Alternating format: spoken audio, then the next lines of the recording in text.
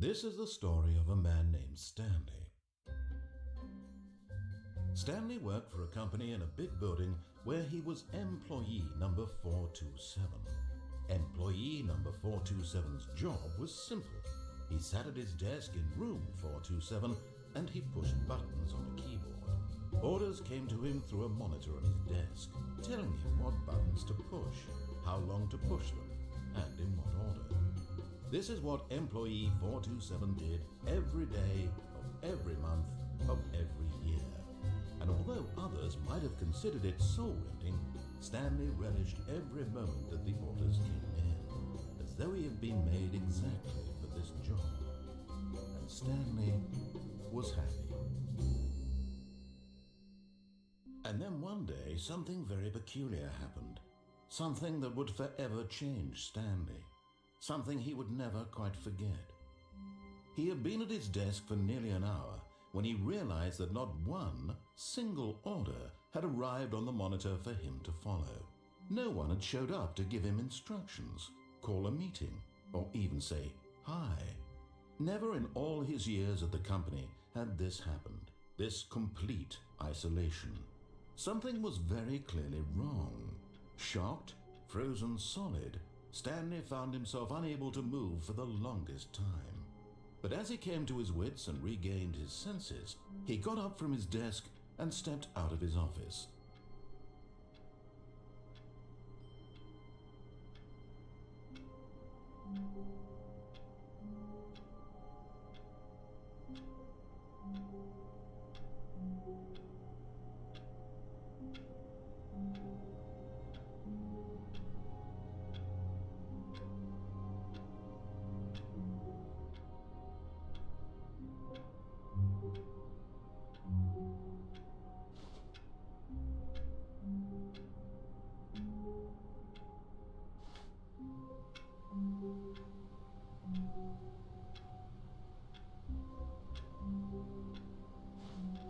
All of his co-workers were gone. What could it mean? Stanley decided to go to the meeting room. Perhaps he had simply missed a memo.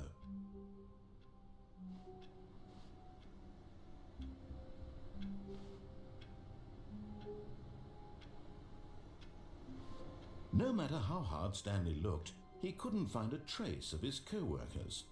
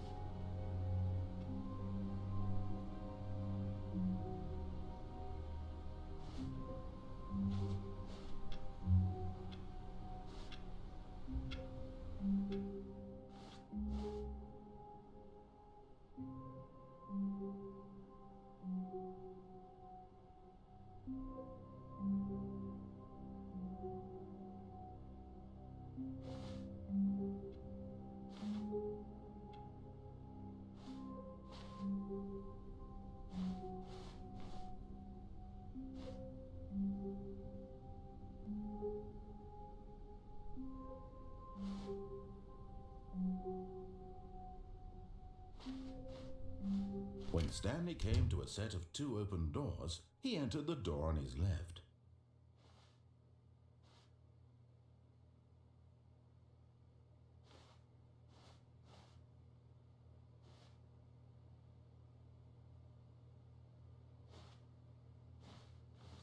This was not the correct way to the meeting room, and Stanley knew it perfectly well.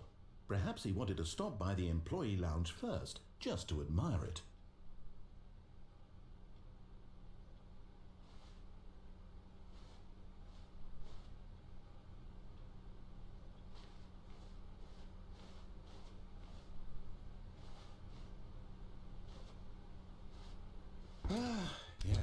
truly a room worth admiring. It had really been worth the detour after all, just to spend a few moments here in this immaculate, beautifully constructed room. Stanley simply stood here, drinking it all in.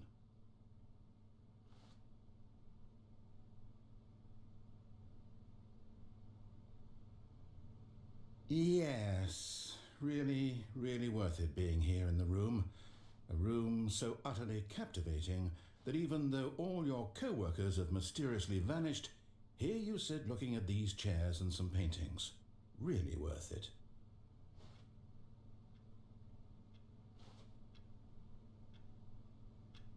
At this point, Stanley's obsession with this room bordered on creepy and reflected poorly on his overall personality.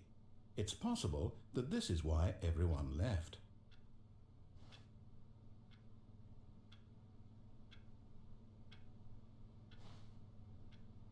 Stanley sat around waiting for more dialogue, but when a long time had passed and there was no more, he decided that the game was trying to send him a message.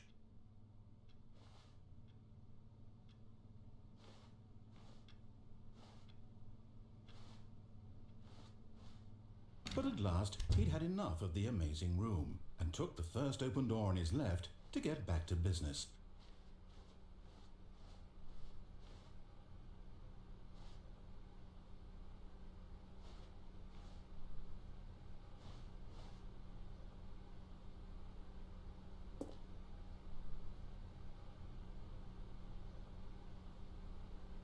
Stanley was so bad at following directions, it's incredible he wasn't fired years ago.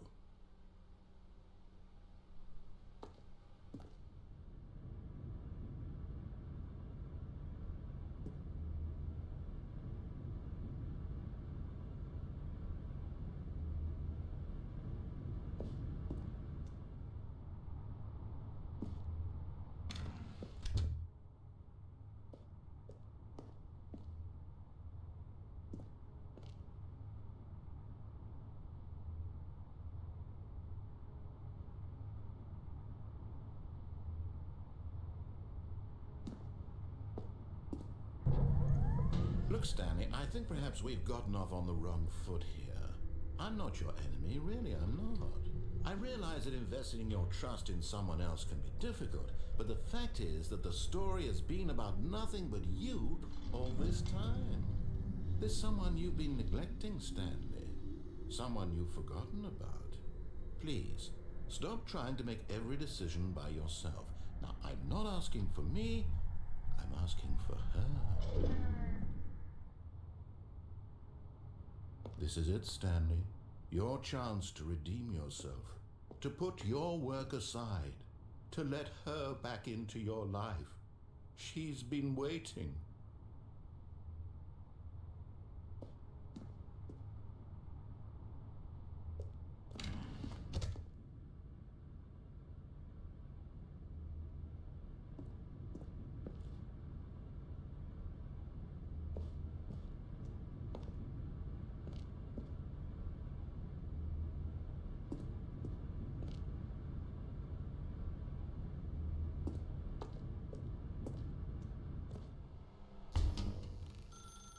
That's her, Stanley. You need to be the one to do this, to reach out to her. If you can truly place your faith in another, then pick up the phone.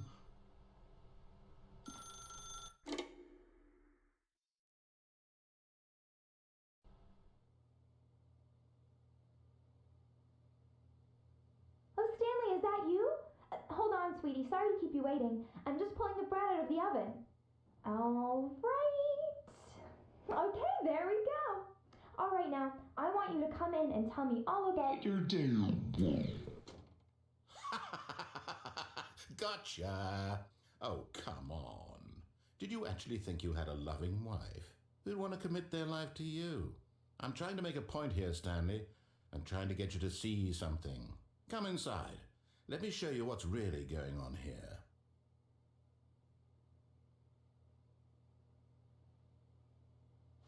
Sorry, but you're in my story now.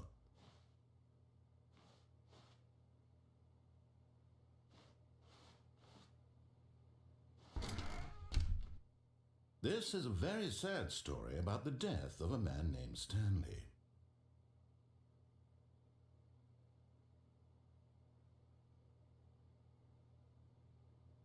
Stanley is quite a boring fellow. He has a job that demands nothing of him, and every button that he pushes is a reminder of the inconsequential nature of his existence. Look at him there, pushing buttons, doing exactly what he's told to do. Now he's pushing a button. Now he's eating lunch. Now he's going home. Now he's coming back to work. One might even feel sorry for him, except that he's chosen this life.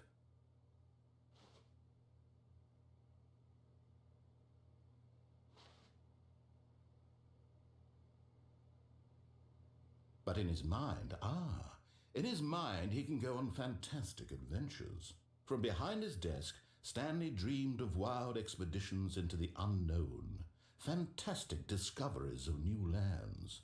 It was wonderful, and each day that he returned to work was a reminder that none of it would ever happen to him. And so he began to fantasize about his own job. First, he imagined that one day while at work, he stepped up from his desk to realize that all of his co-workers, his boss, everyone in the building had suddenly vanished off the face of the earth. The thought excited him terribly. So he went further. He imagined that he came to two open doors and that he could go through either. At last, choice. It barely even mattered what lay behind each door. The mere thought that his decisions would mean something was almost too wonderful to behold.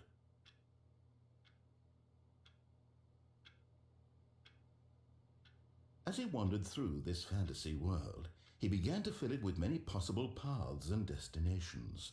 Down one path lay an enormous round room with monitors and mind controls, and down another was a yellow line that weaved in many directions, and down another was a game with a baby, and he called it the Stanley Parable.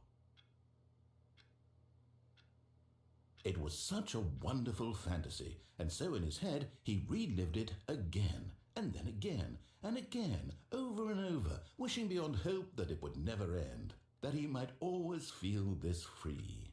Surely there's an answer down some new path, mustn't there be? Perhaps if he played just one more time.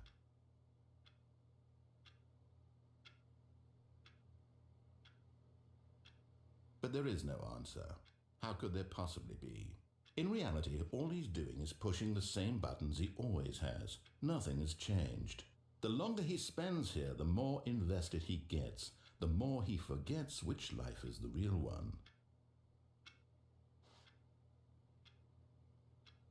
And I'm trying to tell him this, that in this world he can never be anything but an observer, that as long as he remains here, he's slowly killing himself. But he won't listen to me. He won't stop. Here, watch this. Stanley, the next time the screen asks you to push a button, do not do it.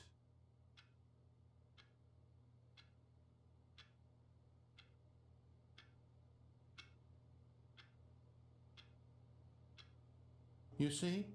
Can he just not hear me? How can I tell him in a way that he'll understand that every second he remains here, he's electing to kill himself? How can I get him to see what I see? How can I make him look at himself? I suppose I can't, not in the way I want him to. But I don't make the rules. I simply play to my intended purpose, the same as Stanley. We're not so different, I suppose. I'll try once more to convey all this to him. I'm compelled to. I must. Perhaps, well, maybe this time he'll see. Maybe this time. And I tried again, and Stanley pushed a button. And I tried again, and Stanley pushed a button. And I tried.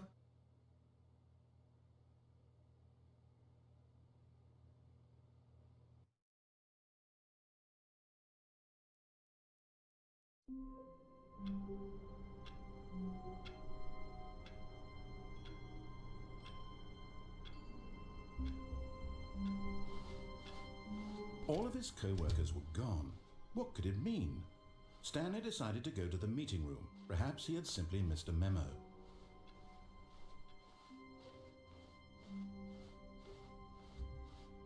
When Stanley came to a set of 2 open doors, he entered the door on his left.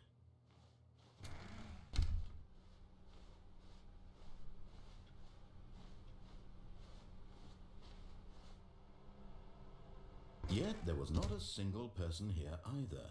Feeling a wave of disbelief, Stanley decided to go up to his boss's office, hoping he might find an answer there.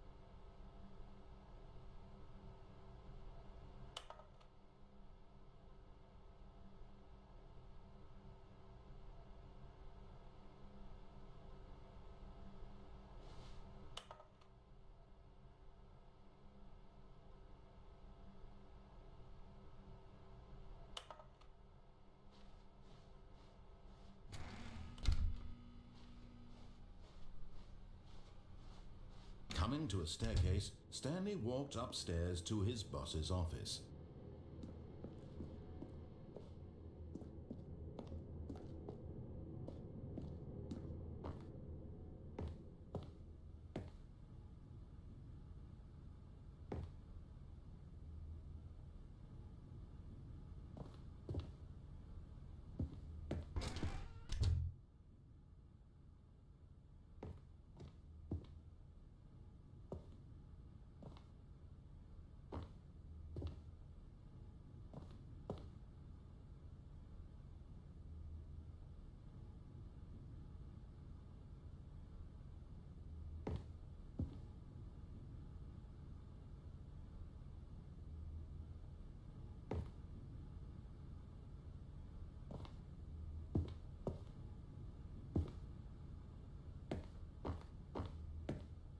Stepping into his manager's office, Stanley was once again stunned to discover not an indication of any human life.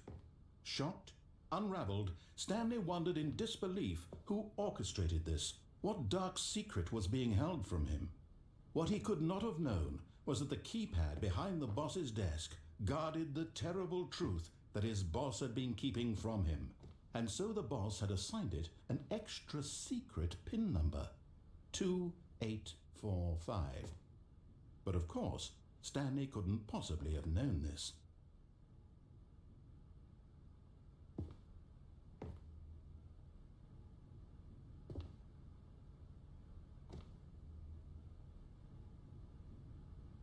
Stanley just sat around twiddling his thumbs. Trying to input anything on the device was useless, since he could never possibly know that the combination was 2845. Yet incredibly, by simply pushing random buttons on the keypad, Stanley happened to input the correct code. But sheer luck. Amazing. He stepped into the newly opened passage.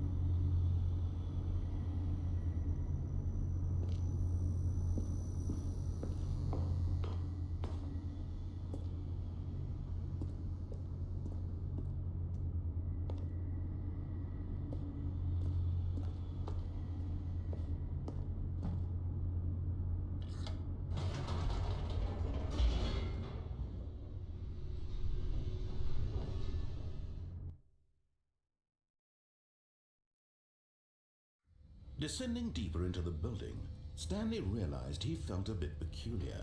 It was a stirring of emotion in his chest, as though he felt more free to think for himself, to question the nature of his job. Why did he feel this now, when for years it had never occurred to him? This question would not go unanswered for long.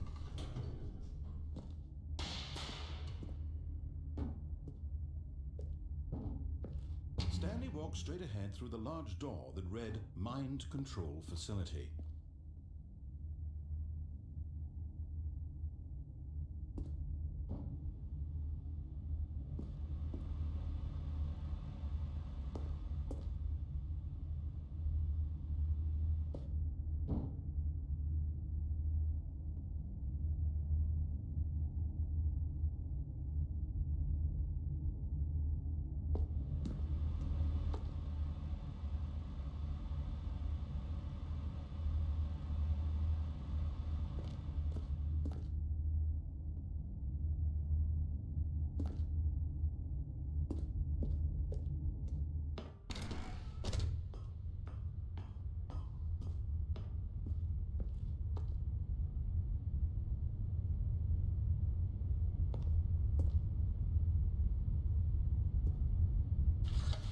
Lights rose on an enormous room packed with television screens.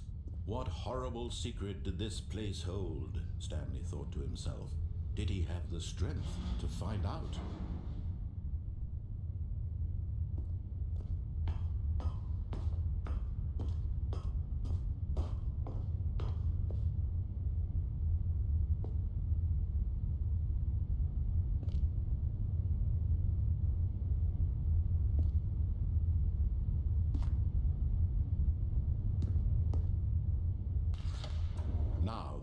Jumped to life, their true nature revealed.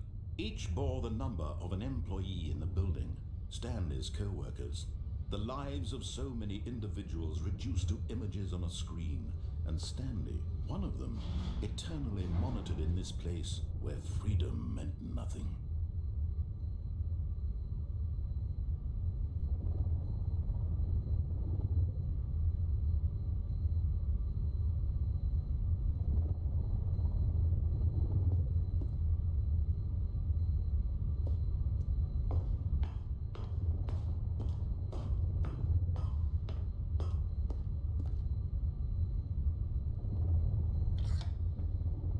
This mind control facility, it was too horrible to believe. It couldn't be true. Had Stanley really been under someone's control all this time?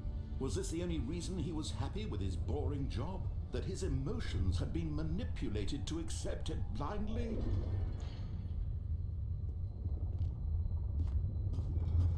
No. He refused to believe it. He couldn't accept it. His own life in someone else's control? Never. It was unthinkable. Wasn't it? Was it even possible? Had he truly spent his entire life utterly blind to the world? But here was the proof. The heart of the operation. Controls labeled with emotions. Happy or sad or content. Walking, eating, working. All of it monitored and commanded from this very place. And as the cold reality of his past began to sink in, Stanley decided that this machinery would never again exert its terrible power over another human life. For he would dismantle the controls once and for all.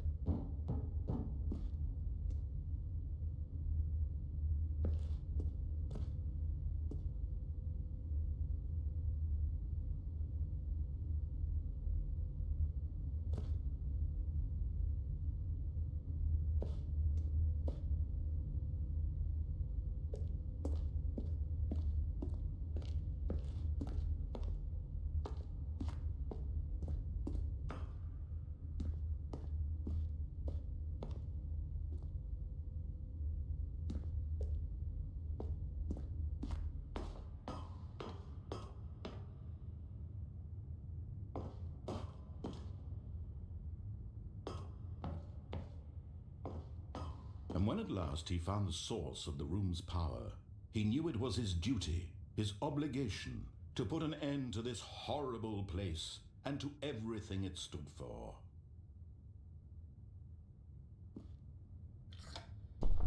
Oh, Stanley, you didn't just activate the controls, did you? After they kept you enslaved all these years, you go and you try to take control of the machine for yourself. Is that what you wanted? Control? Stanley, I applaud your effort, I really do. But you need to understand, there's only so much that machine can do. You were supposed to let it go, turn the controls off, and leave. If you want to throw my story off track, you're going to have to do much better than that. I'm afraid you don't have nearly the power you think you do. For example, and I believe you'll find this pertinent, Stanley suddenly realized he had just initiated the network's emergency detonation system. In the event that this machine is activated without proper DNA identification, nuclear detonators are set to explode, eliminating the entire complex. How long until detonation then? Let's say, 2 minutes. Now this is making things a little more fun, isn't it, Stanley? It's your time to shine. You are the star. It's your story now. Shape it to your heart's desires. Oh, this is much better than what I had in mind. What a shame we have so little time left to enjoy it. Mere moments until the bomb goes off. But what precious moments each one of them is. More time to talk about you, about me, where we're going, what all this means. I barely know where to start. What's that? You'd like to know where your co-workers are? A moment of solace before you're obliterated? All right, I'm in a good mood. You're gonna die anyway.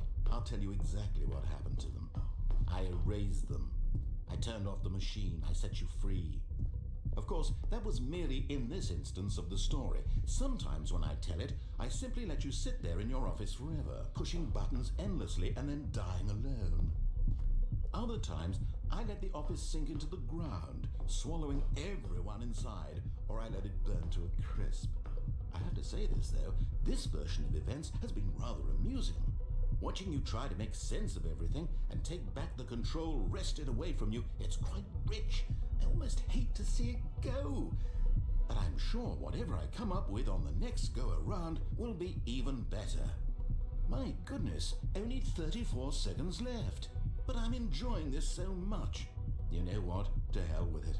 I'm going to put some extra time on the clock, why not? These are precious additional seconds, Stanley. Time doesn't grow on trees. Oh dear me, what's the matter, Stanley? Is it that you have no idea where you're going or what you're supposed to be doing right now? Or did you just assume when you saw that timer that something in this room was capable of turning it off? I mean, look at you. Running from button to button, screen to screen, clicking on every little thing in this room. These numbered buttons, no, these colored ones, or maybe this big red button, or this door. Everything, anything, something here will save me. Why would you think that, Stanley? That this video game can be beaten? Won? Solved? Do you have any idea what your purpose in this place is? Stanley, you're in for quite a disappointment. But here's a spoiler for you. That timer isn't a catalyst to keep the action moving along. It's just seconds ticking away to your death. You're only still playing instead of watching a cutscene because I want to watch you for every moment that you're powerless, to see you made humble.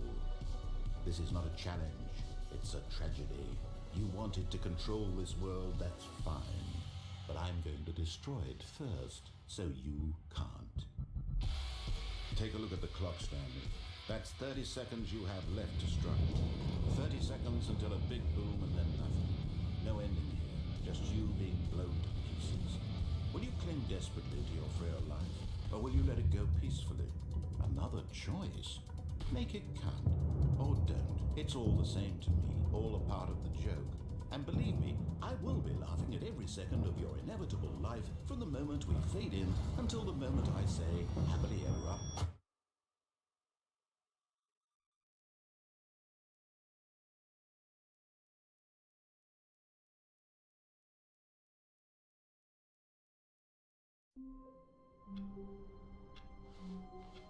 All of his co-workers were gone. What could it mean? Stanley decided to go to the meeting room. Perhaps he had simply missed a memo.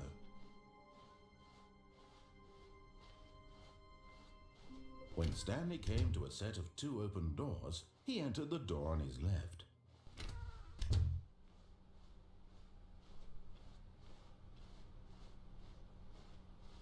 Yet there was not a single person here either. Feeling a wave of disbelief, Stanley decided to go up to his boss's office, hoping he might find an answer there. Coming to a staircase, Stanley walked upstairs to his boss's office.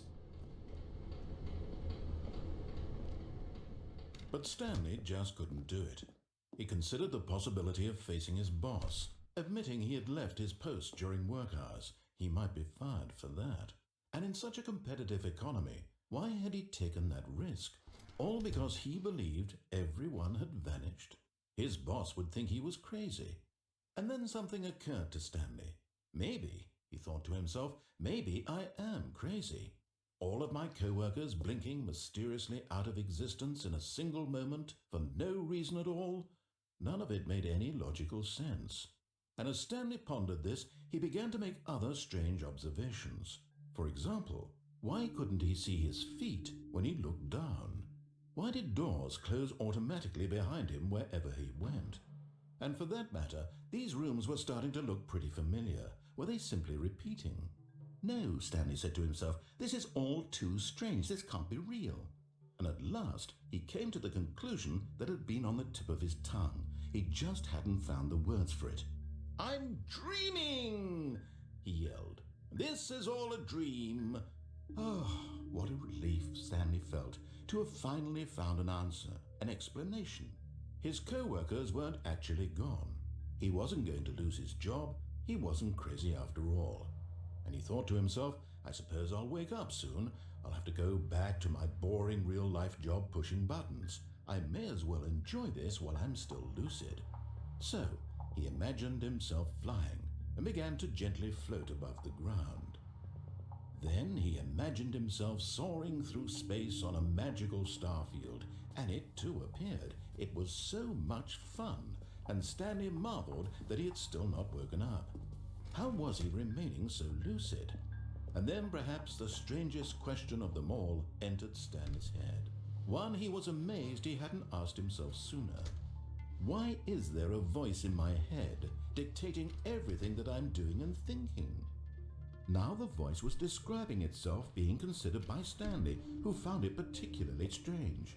I'm dreaming about a voice describing me, thinking about how it's describing my thoughts, he thought. And while he thought it all very odd and wondered if this voice spoke to all people in their dreams, the truth was that, of course, this was not a dream. How could it be? Was Stanley simply deceiving himself, believing that if he's asleep he doesn't have to take responsibility for himself? Stanley is as awake right now as he's ever been in his life. Now, hearing the voice speak these words was quite a shock to Stanley. After all, he knew for certain, beyond a doubt, that this was in fact a dream. Did the voice not see him float and make the magical stars just a moment ago? How else would the voice explain all that? This voice was a part of himself too. Surely, if he could just... He would prove it. He would prove that he was in control, that this was a dream. So he closed his eyes gently, and he invited himself to wake up. He felt the cool weight of the blanket on his skin, the press of the mattress on his back, the fresh air of a world outside this one. Let me wake up, he thought to himself. I'm through with this dream. I wish it to be over. Let me go back to my job. Let me continue pushing the buttons. Please, it's all I want. I want my apartment and my wife and my job. All I want is my life exactly the way it's always been. My life is normal. I am normal. Everything will be fine. I am okay.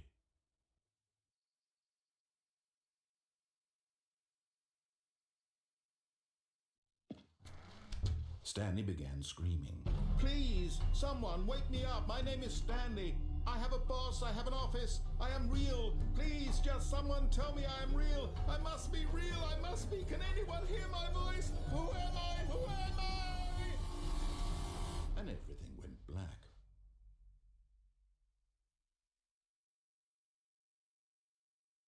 This is the story of a woman named Mariella.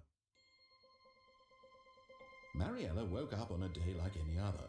She arose, got dressed, gathered her belongings, and walked to her place of work. But on this particular day, her walk was interrupted by the body of a man who had stumbled through town talking and screaming to himself, and then collapsed dead on the sidewalk. And although she would soon turn to go call for an ambulance, for just a few brief moments she considered the strange man. He was obviously crazy. This much she knew. Everyone knows what crazy people look like. And in that moment, she thought to herself how lucky she was to be normal. I am sane. I am in control of my mind. I know what is real and what isn't. It was comforting to think this, and in a certain way, seeing this man made her feel better. But then she remembered the meeting she had scheduled for that day, the very important people whose impressions of her would affect her career, and by extension, the rest of her life. She had no time for this, so it was only a moment that she stood there, staring down at the body. And then she turned and ran.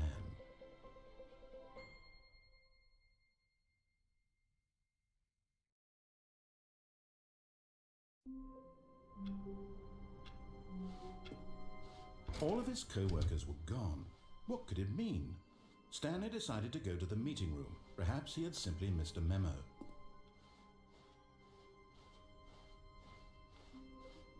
When Stanley came to a set of 2 open doors, he entered the door on his left.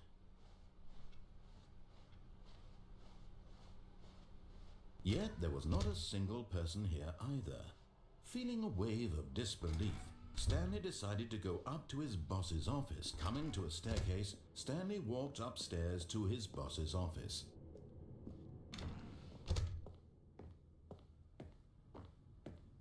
Stepping into his manager's office, Stanley was once again stunned to discover not an indication of any human life. What could it mean? Stanley wondered aloud to nobody.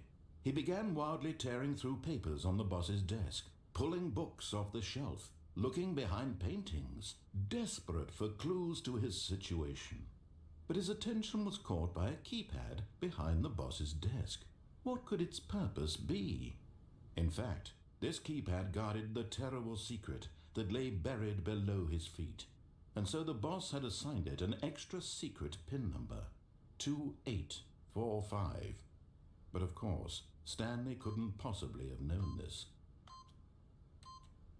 Yet incredibly, by simply pushing random buttons on the keypad, Stanley happened to input the correct code by sheer luck. Amazing. He stepped into the newly opened passageway.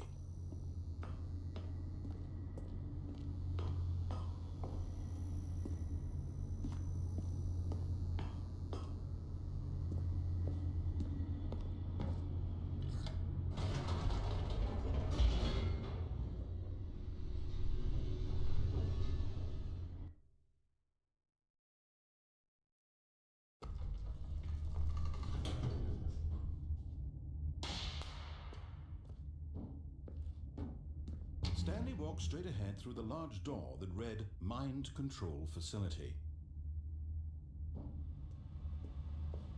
Although this passageway had the word escape written on it, the truth was that at the end of this hall, Stanley would meet his violent death.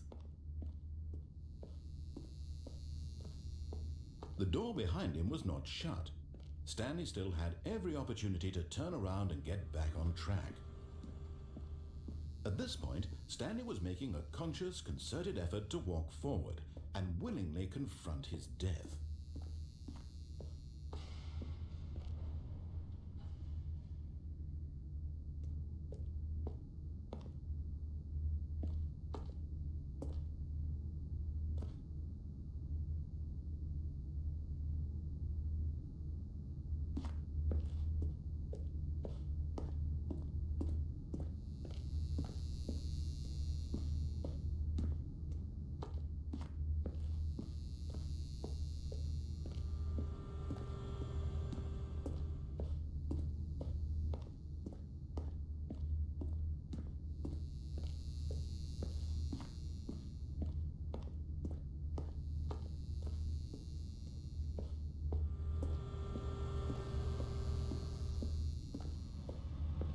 But of course, Stanley thought better of it and realized he simply had too much to live for.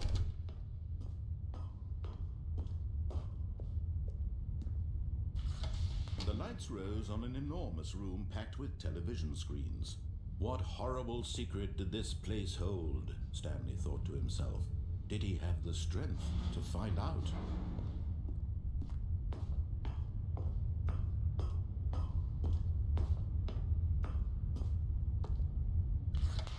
Now the monitors jumped to life, their true nature revealed.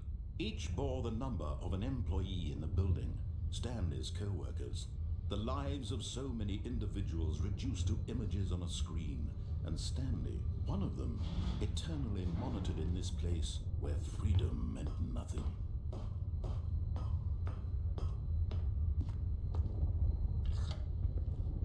This mind control facility, it was too horrible to believe. It couldn't be true. Had Stanley really been under someone's control all this time? Was this the only reason he was happy with his boring job? That his emotions had been manipulated to accept it blindly? No, he refused to believe it. He couldn't accept it. His own life in someone else's control? Never! It was unthinkable, wasn't it? Was it even possible? Had he truly spent his entire life utterly blind to the world? But here was the proof, the heart of the operation. Controls labeled with emotions, happy or sad or content. Walking, eating, working, all of it monitored and commanded from this very place. And as the cold reality of his past began to sink in, Stanley decided that this machinery would never again exert its terrible power over another human life. For he would dismantle the controls once and for all.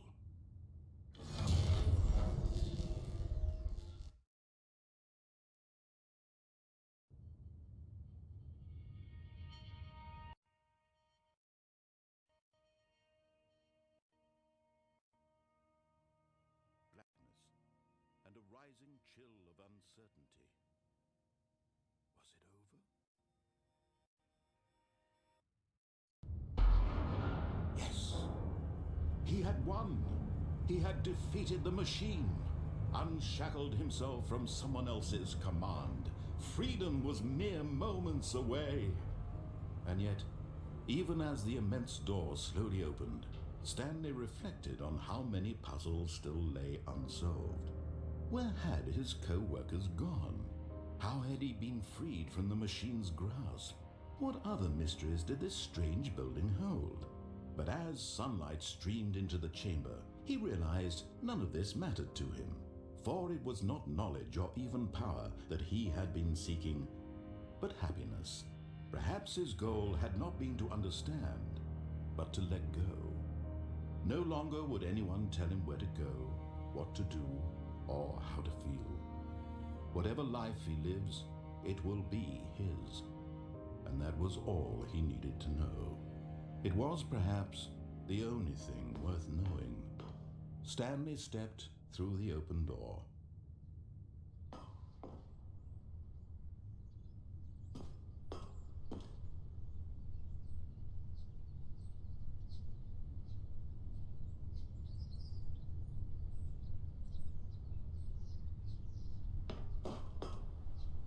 Stanley felt the cool breeze upon his skin, the feeling of liberation, the immense possibility of the new path before him. This was exactly the way, right now, that things were meant to happen. And Stanley was happy.